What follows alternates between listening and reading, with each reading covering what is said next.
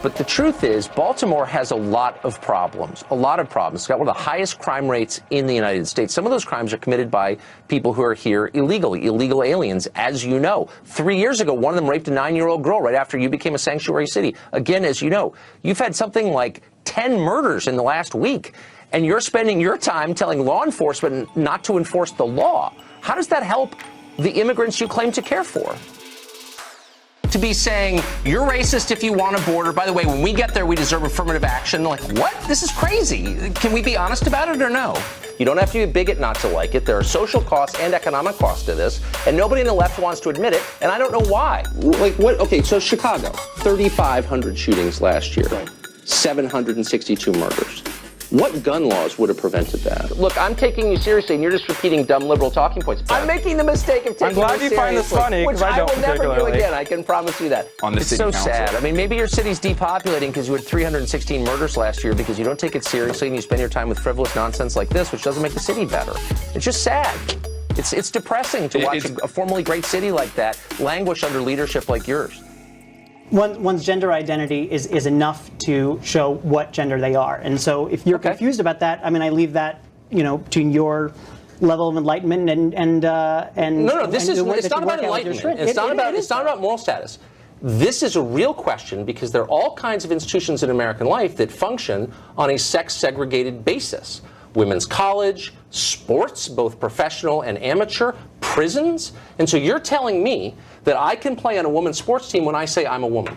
What we are saying is that in this guidance with public schools, which we're and the vulnerable kids that are there, that there are specific guidelines that these teachers and these supervisors and these principals asked for in how to create safe. Okay, but now you're going back to the first question. You just said a second ago that that is what we're talking about. No, let me take you back 3 sentences. When you said gender identity is determined by the person who possesses it, that's almost exactly what you said. Correct.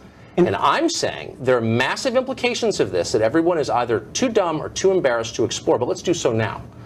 If your sex is what you say it is, then what prevents me from playing on a women's field hockey team? What prevents me from getting convicted of a felony and demanding to go to a women's prison? And it's a real question. It's not a real question. Why is it not a real question? It's not a real question because it is pretty absurd. It's not a real question because it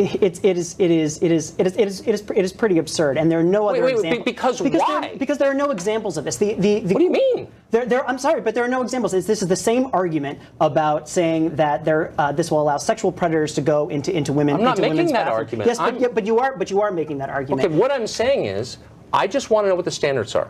I'm not actually making any claims. I'm merely asking a question, and I want you to answer. Yes, the standards are Is there a scientific standard? Because when you deal with questions of biology, that is a species of science. So what's the scientific standard? I'm a scientist. I want to know if you're a man or a woman. How do I find out? Look, these are discussions that I encourage you to have with someone who is transgender, and they can come and talk to you about. I don't need that to speak to a. I can speak to you because you think about this stuff for a living. So it's a very simple question. Yes. I want to know if you're a man or a woman. I'm a scientist. How do I find out?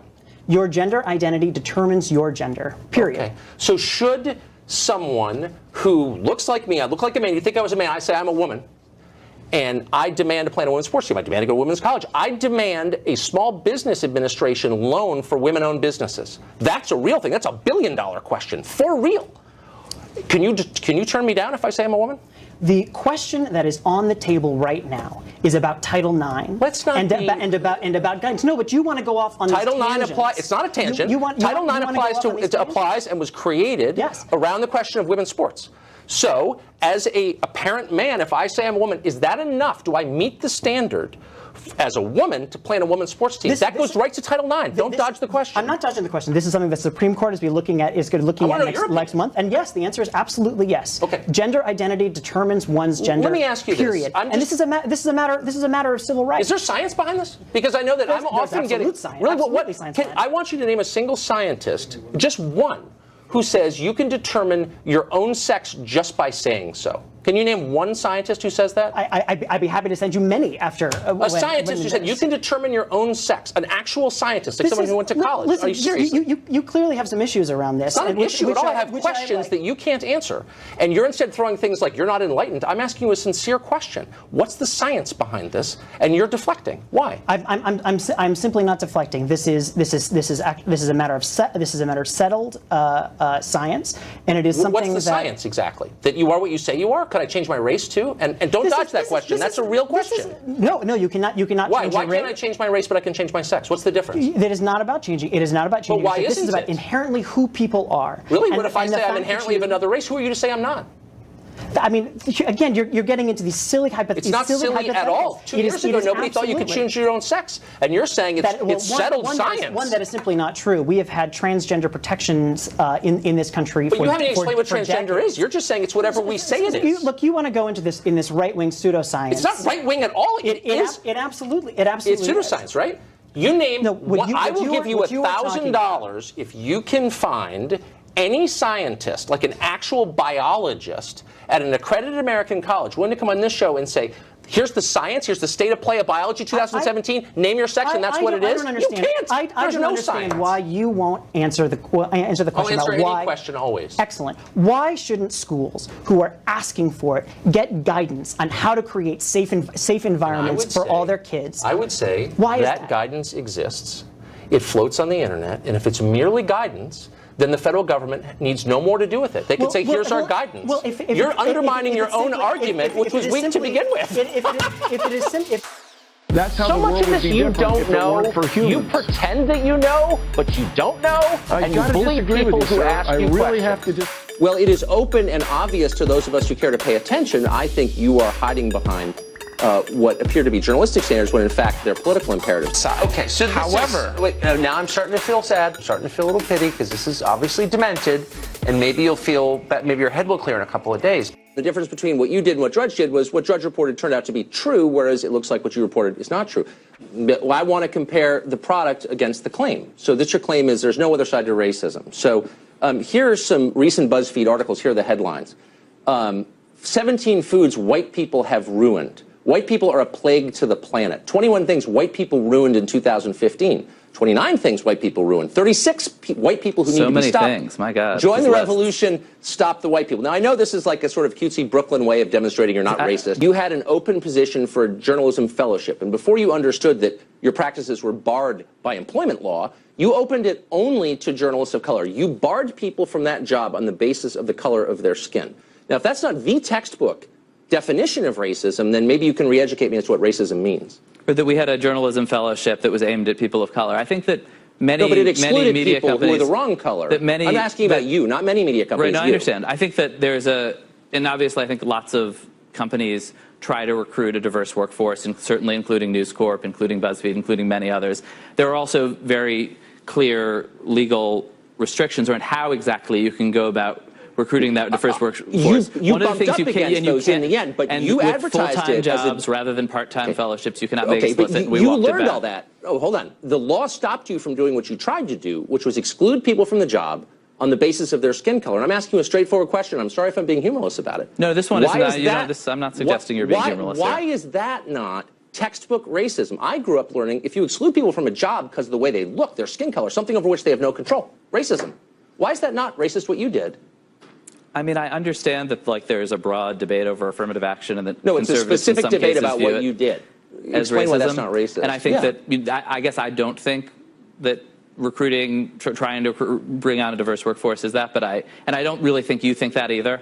So no, I guess I'm not really sure. I'm not talking about airy generalities about recruiting a diverse workforce. Obviously, I'm for that. Right, you're talking about a specific. I'm talking specifically about barring people on the basis of their skin color from a job.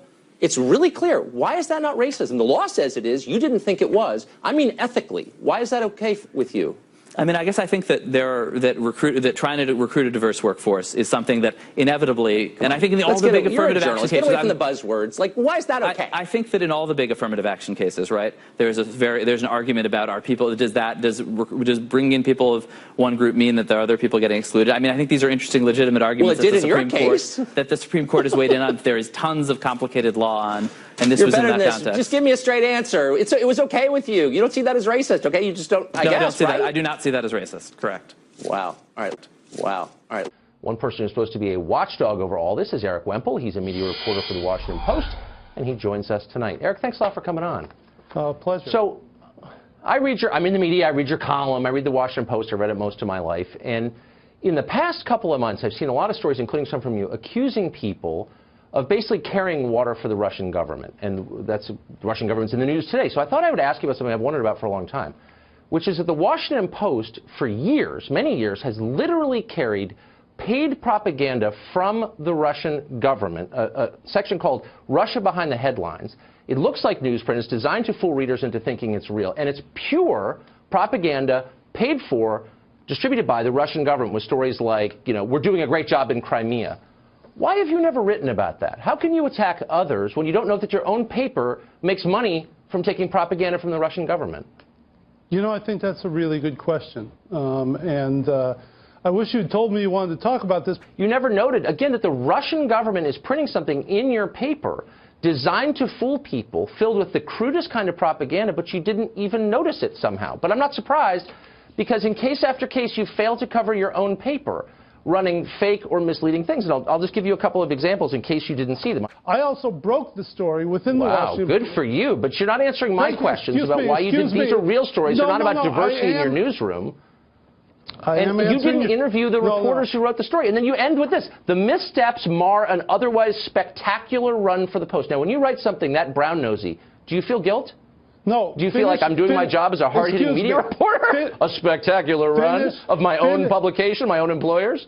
Does the owner of your paper, Jeff Bezos, who runs Amazon, does he ever call you and say, good job? Or does Marty Barron ever say, you're doing what we want you to do? Are you acting on their instruction? Do they notice what you're doing? What do they think of it? My direct boss is Fred Hyatt. I do not. Does he say, good job, Eric Wemple? Like, really insightful. Does he ever say that? I'm wondering. I wouldn't quote him as that, and I don't appreciate the puerile angle of inquiry here. It's not puerile, it's sincere, because I don't see you as a media critic. I see you as a political hack acting out his political beliefs on paper with the cover of media criticism. I'm just a media critic. No. And everyone who reads you knows that. And I'm wondering, do your editors know that? Do they read it and say, you know, you're really covering the media straight? Do they think that? I believe I do cover the media straight. Today, for example, do you really see think what that? I wrote today? I questioned the New York Times as to how they gave a public account of a reporter. You know, look. Oh, you questioned your competitor. That's very brave. But do you ever question yourself? Do you ever question your own paper? Carlson, I don't think you do very much. I will put the Washington Post, into the freedom that I have and the times that I have criticized my own paper against anyone in this industry. Okay? Okay. I'm starting to feel bad for you. Look, the point is just actually, you have the freedom, and I think it's great. You should just use it to do something useful, like reporting on Russian propaganda in your own paper. We're out of time. Eric, it's great to see you. Thanks a lot for coming on. And of course, I hope you'll come back. Because the left in Sweden and the United States has exactly the same response, which is anybody who has any qualm about this, A, better shut up. In Sweden, you can face prosecution. Or B, is simply just a racist. You're a bigot if you don't like it. And my point is, there are real reasons not to like it. Why are we talking about Sweden? We what could does this have talk to do about with us? France. First We of could all, talk about Germany or Belgium or Great Britain. I mean, it's all of a piece, to what obviously. End? You know, it's obvious when I was because in Sweden, it's a template for what's happening here. That's why. It seems to me, I think your views are not fully informed. I wouldn't use the word ignorance necessarily, but I mean, I don't know anybody who thinks that Texas will be a Republican state in 10 years. And look, that may be wrong, but people who watch this carefully, including elected officials in the state, believe what the average person believes because it's obviously true, which is massive demographic change has political consequences. Why not just concede that?